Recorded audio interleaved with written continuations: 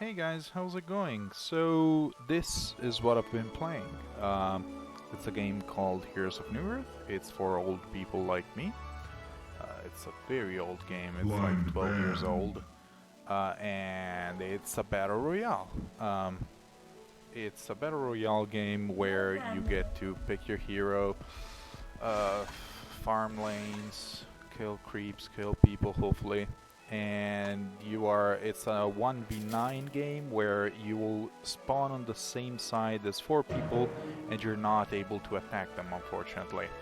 This is one of the rules of the game, and yeah. The reason why I wanted to post this is because it's the first Immortal streak that I've picked up since I started playing again. I'm only silver because I had not played HoN in 10 years.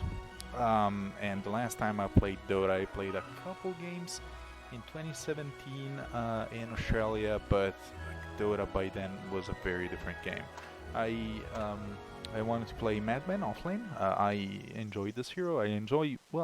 I'm forced to play the Suicide lane most of the times because people don't like it and people like to play junglers. But yeah, I play Madman. Madman is essentially a melee version of Nerubian Weaver. On my team we had these 2 people who I think were fighting with each other. They both picked up a hatchet, so I assume they wanted to try to steal each other's farm. So they were saying to concede, which is a wonderful function that this game has that Dota 2 doesn't have. Well, the reason why I'm posting this game is because I got 17 kills without dying in a match where the average MMR was above mine. So I've been climbing. I'll show you my stats after I'm done with the game. They have a Solstice who is usually a jungler who is mid. They have a War Beast who is Lycan, so he is gonna be jungling. Their carry is a carry that is intended to counter me as I pull the initial wave. Their carry, my hero is an Invis hero, I go Invis. Their carry has an ability which keeps Invis heroes revealed and sighted and does damage to them even though they're far away, because it links you to a creep or whatever, and any damage done to that unit is reflected onto you, which as an Invis hero you don't really like. But the good news is I'm against this carry, this turret, and nobody else. War Beast is gonna maybe trying to gank me. Monarch is the support hero who is starting. Get back here! You will not escape this time! I've had a lot of bad experiences with chippers who end up going in the offlane because they don't know what their hero does. And chipper is the one hero where you want to know what your hero does because it's the first weaker with no escapes, and no movement speed. So if you're fucked, you're fucked. I don't claim this to be a high skill game. I don't claim that I am making a comeback or anything. If you want to go Immortal, if you want to go 15 plus kills without dying, something needs to be going wrong for the enemy team. And out of all the possible games, I feel like I did well enough in this case. Here, Emerald Warden is trying to defend herself against Solstice. Solstice, essentially his A skill. Solstice has 2 forms, a day form and a night form. In day form, every 3rd attack he does a cleave, which life steals. And his first skill is a charge that ends up in a Sand King stun. In night form, he doesn't stun, but he becomes invisible while charging, and he doesn't cleave every 3rd attack, but rather he just crits every 3rd attack and life steals. So day form, farming, night form, ganking. It's pretty much straightforward. I choose to go for an Ironwood shield, upgrading the Stout shield because trade a little bit with Parrot. I want to gauge what her damage is, and I want to get her lower because I have burst spells, and I enjoy the fact that I should be able to kill her. Monarch rotated to the mid lane. Emerald Warden traded her life for Solstice. It's not the best trade because Emerald Warden died first, I believe. And Emerald Warden is not gonna do well this game. But the more annoying thing is that Monarch will now start roaming, which I'm not happy about. Yeah, this turret, as you can see, she hits a creep, the hit bounces onto me. And even if I were to go invis, she would then still hit me. Chipper keeps dying to the Prisoner. Prisoner is essentially a pudge whose hook pulls on the backswing, not on the front swing. And here I'm like, okay, maybe we're trading, but no, they have a ganker. I'm immobilized, silenced, and revealed, so there's not much that I can do there. I had a ward, but Monarch came in late. It was a good setup by Tarot. I guess I could have played more careful, but I wanted to sort of keep the Tarot down.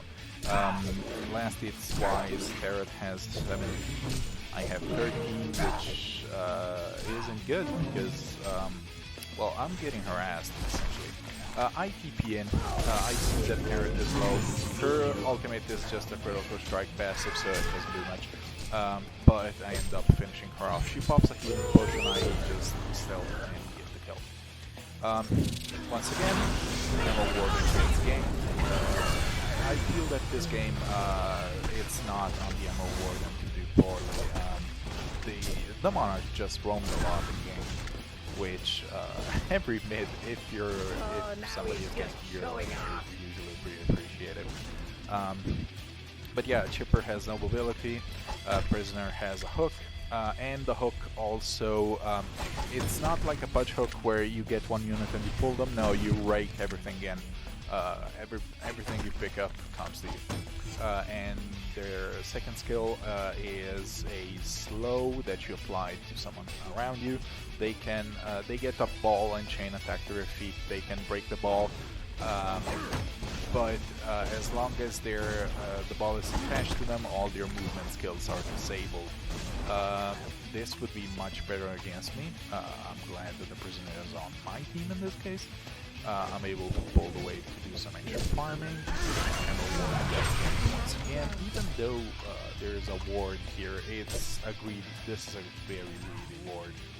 These spots, I call the noob spots, the scrub spots, because they're very obvious. They're very obvious to counter ward, you can counter play in them.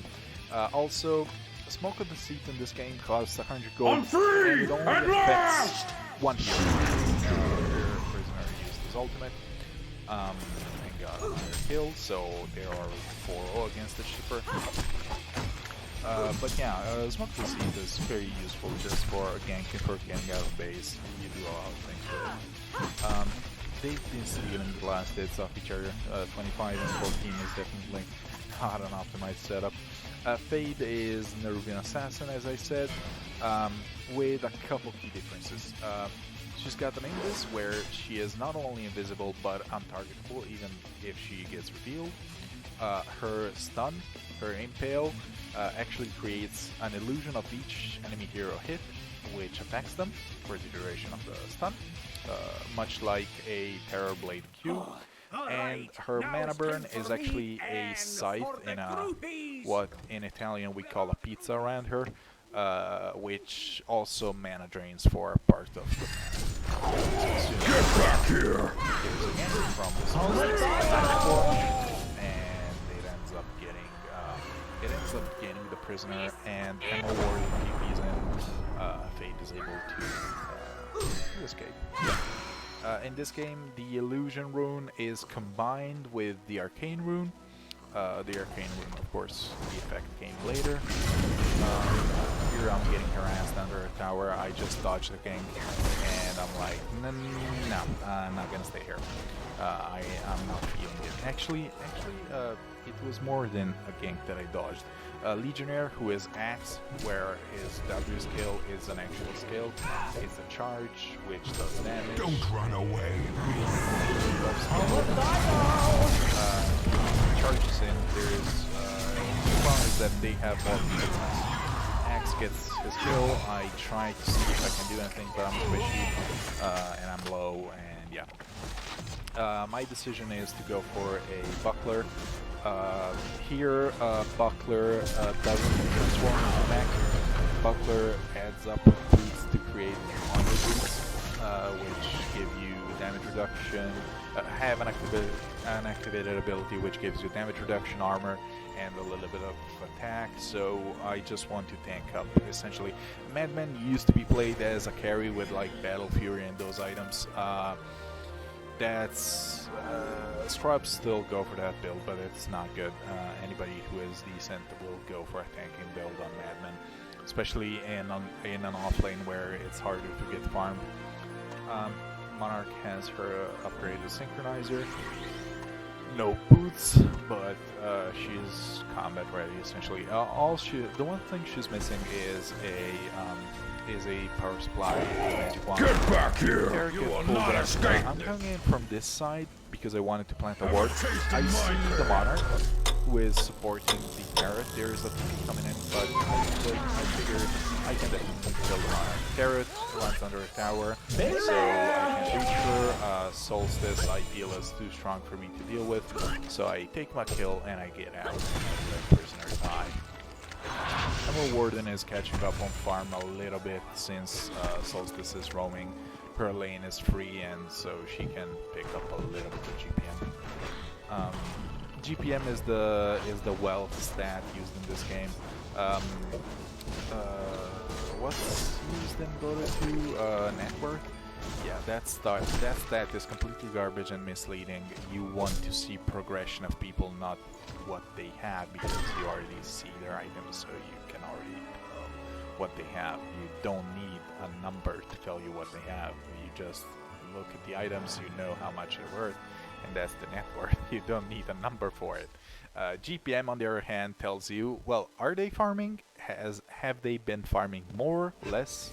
Have they been getting more gold or less gold than they were before? How do they compare to the enemy farmers?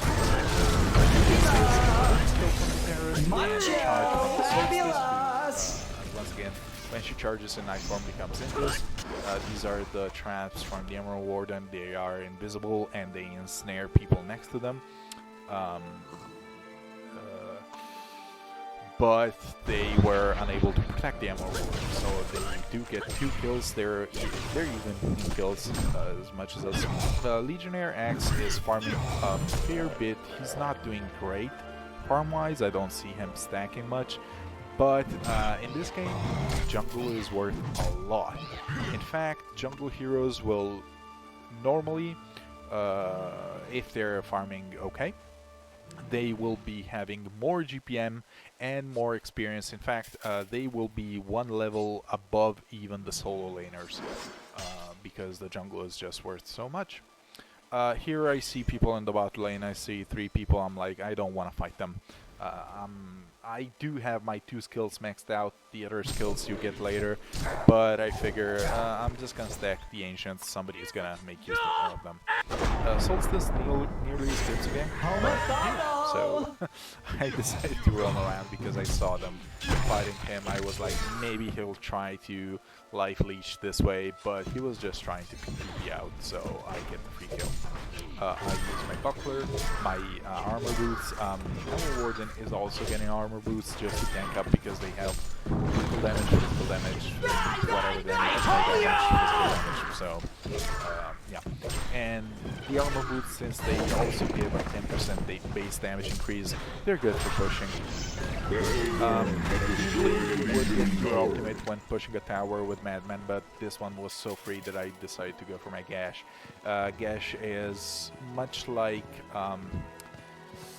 it's much like Troll Warlord's Fervor, but instead of giving you attack speed, it gives you damage. Emerald Warden does a very nice thing for me. He picks up an Invis Room and he's like, use the Invis Room, give him a bottle back. And I'm like, thank you, I appreciate that. And I decide to roam around and see if I can get the kill. A War Beast I know that I cannot kill because I slow and he ignores slows. But I can hide in the trees, I have a prisoner. I see that there are 3 people, so I'm like, I'm not sure if I want to fight yet. Since prisoner is building tanky, but there's not much to be... there's not much that I can see offensive-wise from him. So I decided it's almost stacking time, I'm gonna go stack. Then sees that I'm not there, we do get a kill, but Carrot has a Mask of Madness, lots of damage, so they take out the prisoner who is left alone. I guess he could have played more conservatively. But here I see they're scattered. Carrot is still low with my spells. I am in very good fighting condition. Axe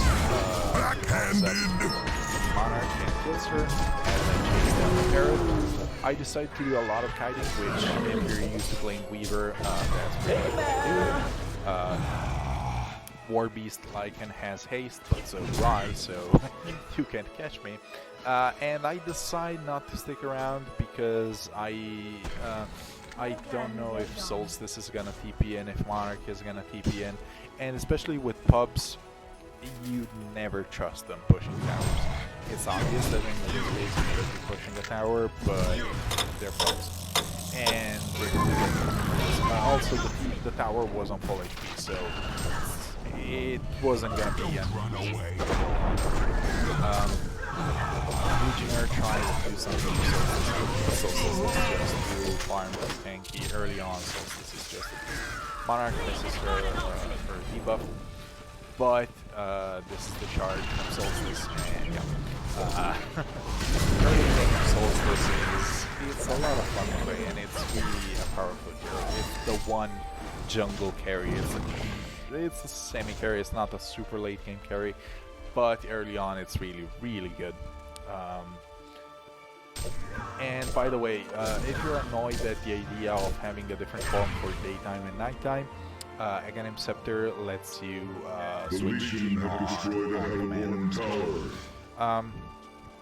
I call that our ancients are stacked, so Legionnaire is gonna farm them as soon as they're back.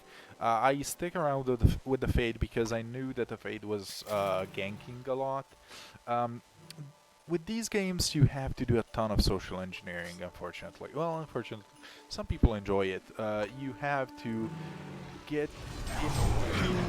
to sort of command your team without commanding them because they're children and they will get offended if you command them. But essentially, Fade went for a Dagon, then standard build, she gets a kill steal. Here I see the Chipper has no mana, and since War Beast has no debuffs, no stuns, no snares, no nothing like that, I can safely chase Chipper down. And yeah, Legionnaire is farming the Ancients, and his GPM is going up. This is Vanguard, this is the Blink Dagger, which makes a really nice sound. Since our enemies are shooting, we push them. Solstice does the smart thing, since his team is not to be trusted, he just takes the easy mid tower that he softened up against the Emerald Warden. Since I am, once again, against physical heroes, I decide to go for a Soul's Bulwark. Soul's Bulwark is essentially a baby Assault Cuirass. It gives you armor, and it has an aura that you can either go friendly, to give yourself even more armor, to give your team even more armor, Denied. or to buff the enemy's armor. Right now I have 22.1 armor. This gives me a 57 physical damage reduction. To compare that to Tarot, she's got 6 armor, which is nowhere near me. So does Solstice. So essentially, I won. Here, Fade gets a 1 Savage Get back here! You will not escape this time! This is why I don't trust fighting Solstice. He heals a lot against melee, It's a especially if you're close. And we got 4 melee heroes, making Solstice really good against this. Damage-wise, I decide to go for a light brand, which is essentially a Kaya if you're familiar with Dota 2. It's a little bit better, I would say. It provides a damage over time effect, it provides spell lifesteal, intelligence, mana regeneration, and it upgrades into an item that used to be garbage and that is the strongest item in the game. The Grimoire, which is the upgrade to the light brand, which I picked up, will dispel most debuffs on you. It won't dispel things like a Pudge ultimate, it won't dispel a black hole, but it will dispel most stuns, most slows, make you immune to them for the next second. It also gives you cooldown reduction, even more spell lifesteal, even more damage over time, which you can apply with both your spells and your attacks. It's just a fantastic item, and it's getting there really hard. But it deserved it. In the most pro scrims, teams were automatically banning the item because it was just too much. Here we have Fake picking up a haste rune. She's chasing around, I'm behind her, I'm like, okay, you initiate that poly. She doesn't but Monarch is here, and my W skill disjoints projectiles. Superstar! Monarch sits inside her cocoon. Her cocoon is similar to Winter Wyvern's Ice Imprisonment effect. It's damage reduction, it's regen, but it locks you down, unable to do anything for a duration. We just chase her down. My ultimate is, well, I said that this here is like Norwegian Weaver. It's only the stealth is like Norwegian Weaver, but the playstyle is similar. The ultimate is a long duration buff, which gives you attack speed and nothing else. It's up 50% of the time at level 1, and at level 3 it's up like 80% of the time. But yes, if you were to build this here as a carry, it would be as a traditional attacking carry, it would be very good. But in the build that I've chosen, where I'm mostly doing assassination stuff, I don't really need it. I just need it when I'm chasing somebody who is particularly tanky, when I'm taking out the tower, but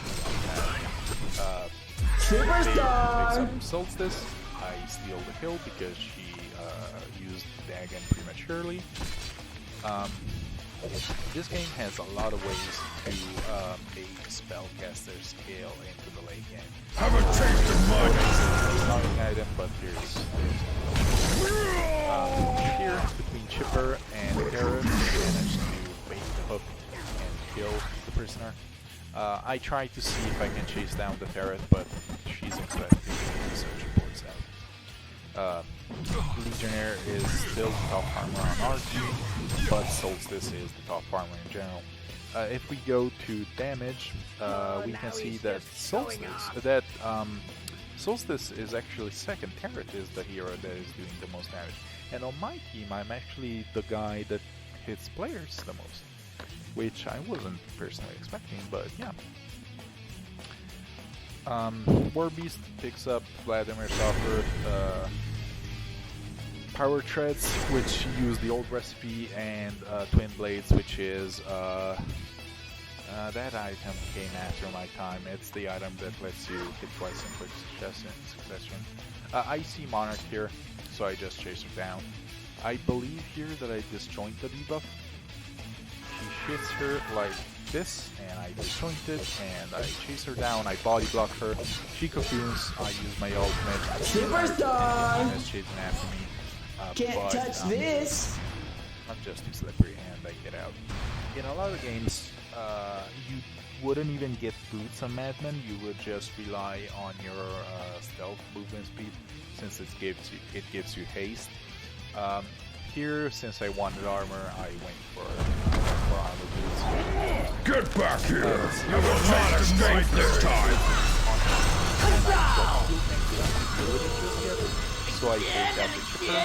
I do a mistake here and walk across the chainsaws a second time, because I wanted to see if I could pick up something else, but most people were already dead, and Solstice, he was at full HP, so it's not like we were doing anything wrong. Solstice already has a Mystic Vestment, which is the magic armor item, and the Hyper Crown, which is essentially a yellow mare. At this stage, I don't feel confident jumping just yet, even though I have a ton of armor. So I'm kind of slow. I could have farmed a lot more, but also I saw that Legionnaire was farming and I wouldn't want him to get busy. So whatever. Get back here! You will not escape this time! Prisoner is just building tanking items. He is not building any damage. He's not building a blink dagger or anything initiation-wise beyond his hook. So it's essentially a pivot point.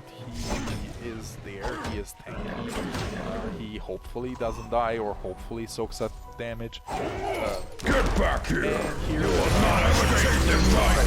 Too much. Terror is still very hard for them to initiate against. They managed to take their town, but there's the entire enemy team chasing them. I come towards them, the entire has collapsed onto them. Axe has Blade Mail, so he does damage. He gets a kill, but we don't have that much fun. The wolves from our Warden managed to slow down both Warbeast and Monarch, but here I unfortunately don't disjoint the Immobilize from Monarch, so I can't chase her down, and Warbeast escapes as well. Void Talisman is chase item from Ethereal Blade, the one that makes you go ethereal, so you take more magic damage and you become basically immune for a duration.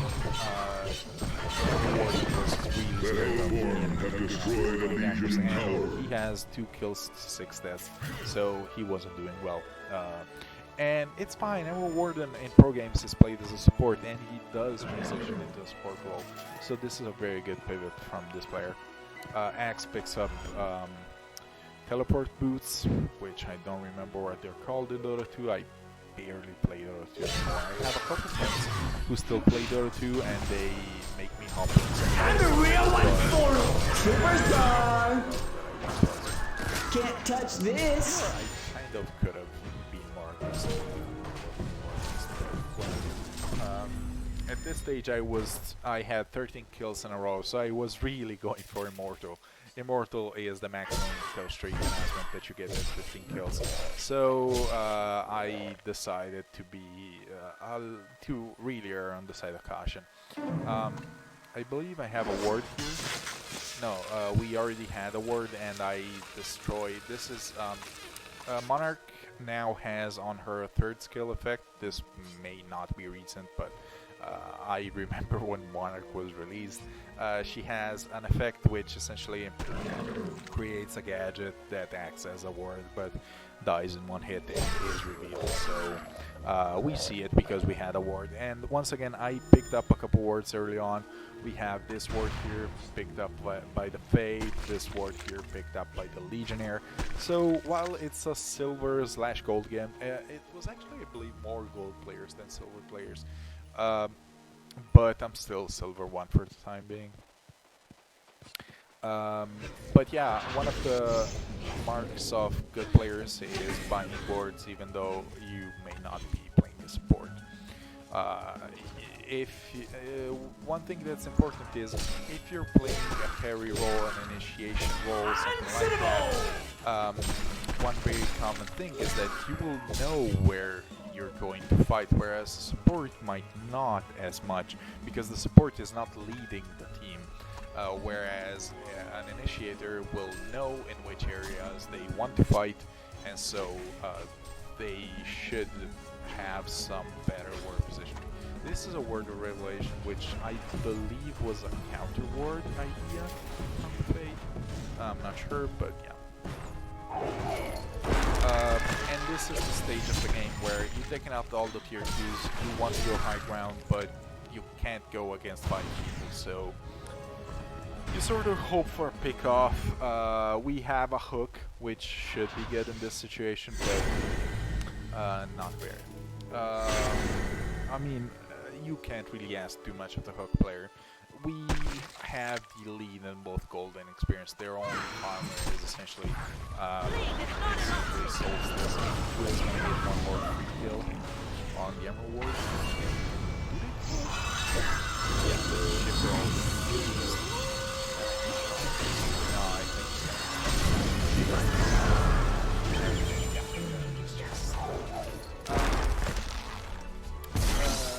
Carrot, I believe. Carrot, I feel that should have gone for a different item after the Mask of Madness. She just didn't farm at all. I don't know if she couldn't find room to farm, if we were threatening their jungle too much, but she just wasn't able to pick up the GPM. At first, she had her levels so she could deal with being ganked, but later on, since she didn't get any farm, she was just pretty much an easier target. And here, at this stage, for a while, I had been asking my team to go Kong. Kong is this game's version of HoN. There are two Kongers for balance purposes, which really solves a lot of the problems that AW has with the balance of HoN. Aegis only spawns if you kill both Kongers in a row. So, and it only lasts for 3 minutes, so it's nowhere near as powerful. However, killing Conger gives every person on the team the choice to get a permanent buff. You either get a stat buff, you can choose to get a damage buff, which is both physical, magical, and pure, or, and movement speed is getting nerfed because it's really good. Here, my team, I don't know if they were... Have a taste of my Axe takes level 20, so he will see the experience. Me and Fade try to get something done. Fade was... Once again, I tried to get it defensive because I was like... And still, we cannot fight Solstice. Solstice has had no item progression, but we cannot follow up. Emerald Wars. Let's see. We get stuck, we take a lot of damage. I popped my Can't touch this! And I tried to slow Solstice down for us to run away, but he still manages to get the charge onto Fade. So Fade, who was 11-0 with his life, had no way of stopping Solstice here. The one thing that I really like though about this is back to the social engineering aspect. I was happy that I just tried. I was looking forward to it, in fact, because I said, I'm going Ancients, whenever you respawn, come Conqueror and let's do fucking Conqueror. Now, there is a combination of the fact that the Conquerors are so spread far away from each other, which means that as we get Conqueror, so do they. I don't have a problem with that. I like the idea of having the buff because I want to be vulnerable in combat. Prisoner will come up, Legionnaire will come up. Also, in this game, the bash effect from Conqueror has been removed, or rather before. Every attacks he actually doesn't have an arm. Or rather, he has Kongor has been slain. He has a projectile, which is this one.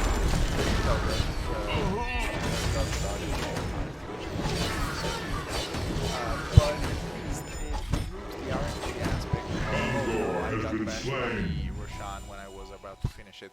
They blink in, they kill us.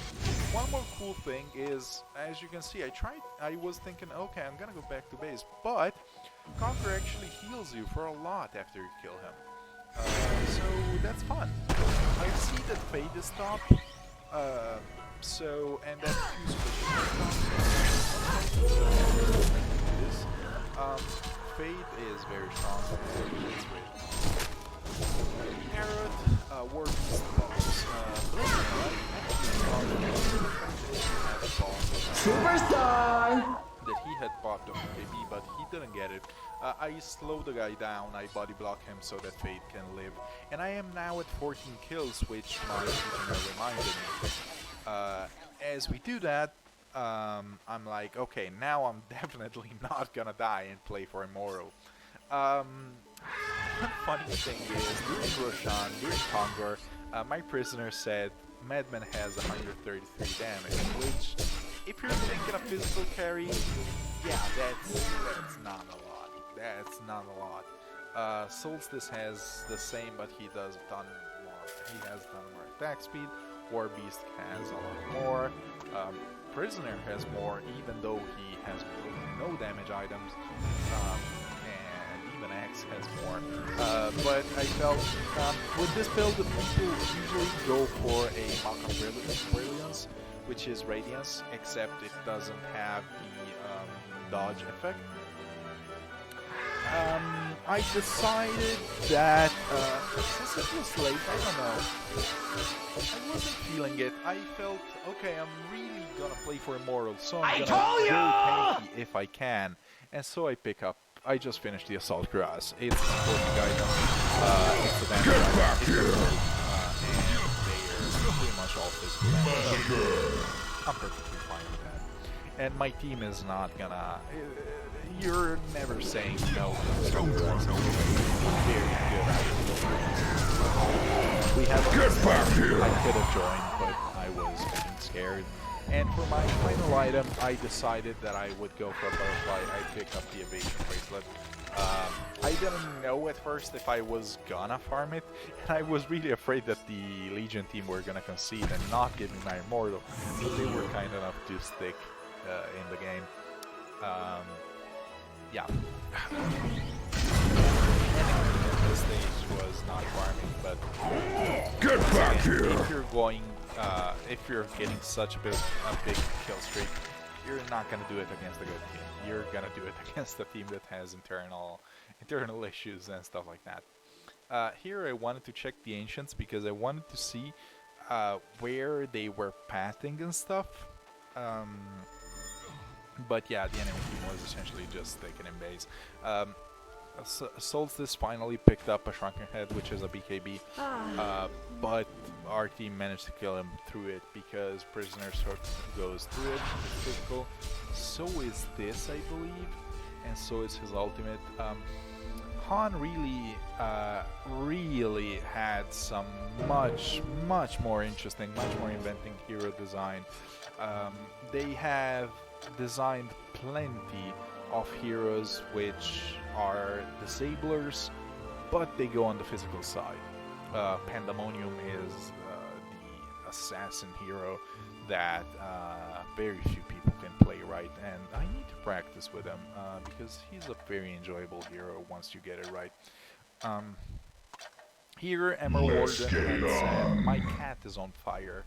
So we paused for him, and he's like, no, it's not important, you can unpause.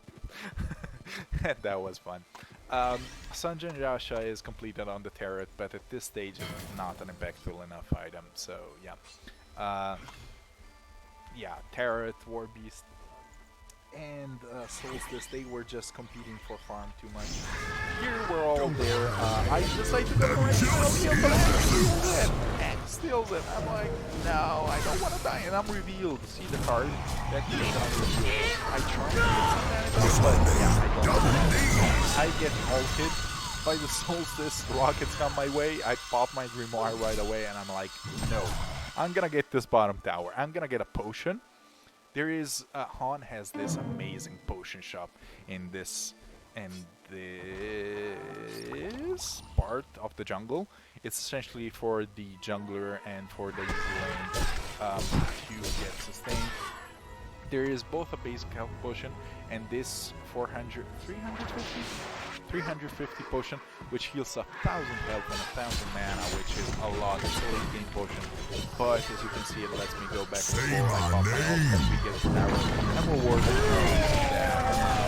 You can't touch this! My team Fabulous! trying to go high ground. We side to lean on. We don't. We get the tower, we see them coming our way, we pull back, but at this stage I feel fine. I just want to get my funnel kill, I will get my butterfly, and at that stage nothing's really gonna stop me. I don't care to go for a BT because they don't have that many seconds. They have the immobilize plus silence on Monarch and the ultimate of Solstice, which is really hard to line up if you want to forward charge it.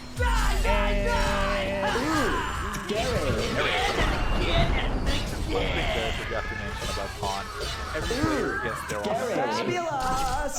And whenever a player does something that warrants an announcement, everybody gets to hear that player's announcer.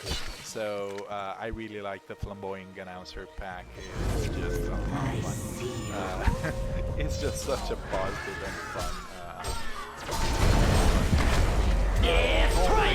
Snipe carrot. Fade gets the snipe, but at this stage I had my Immortal streak, so I was happy. And we weren't gonna lose the game at this stage. I mean, we could have. Obviously, or be unable to leverage their advantage to actually push my line. But we're fine. A Legion barracks has been destroyed.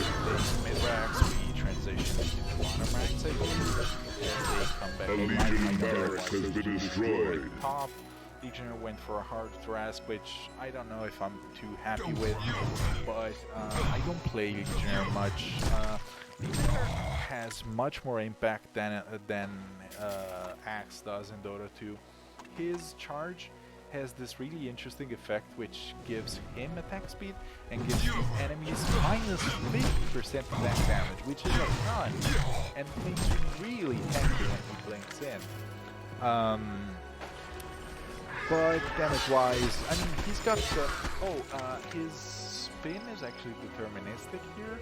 After a number of hits parried, he has a guaranteed spin, which I feel is fantastic because I distinctly remember yelling at my screen, spin, spin, spin when playing Axe and not spinning when I would have otherwise been able to get kills, but...